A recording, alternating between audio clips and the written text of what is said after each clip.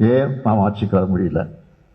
ஆனால் எந்த பணியும் செய்யாமல் வாக்காளரை சந்திக்கல, பாகம் அவர்கள் நியமிக்கல, பூத் ஏஜென்ட் அமைக்கல, இன்னும் சொல்லணும்னா கவுண்டிங் ஏஜென்ட் கூட பல இடங்கள் நியமிக்கல. அப்படிப்பட்டவர்கள் இன்றைக்கு வெற்றி பெற்று ஆட்சிக்கு வந்திருக்கிறாங்க. அது தவறு இல்லை. ஆனால் அது என்ன நடந்திருக்கு? Social media.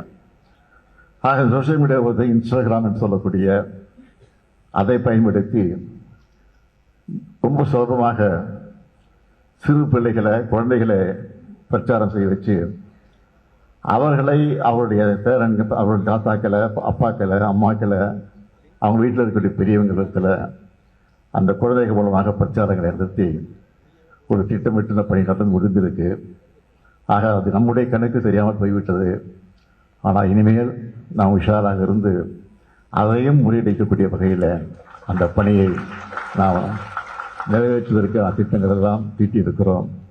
எனவே நீங்கள் எதை பற்றியும் கவலைப்பட வேண்டிய அவசியம் இல்லை. நம்முடைய கழகம் இருக்குது, நம்முடைய இயக்கம் இருக்குது, நாங்கள் இருக்கிறோம். எதை பற்றி நீங்கள் கவலைப்பட வேண்டிய அவசியம் இல்லை. மீண்டும் நாம் தான் ஆட்சிக்கு வருவோம் என்ற நம்பிக்கையோடு பணியாற்றுங்கள்.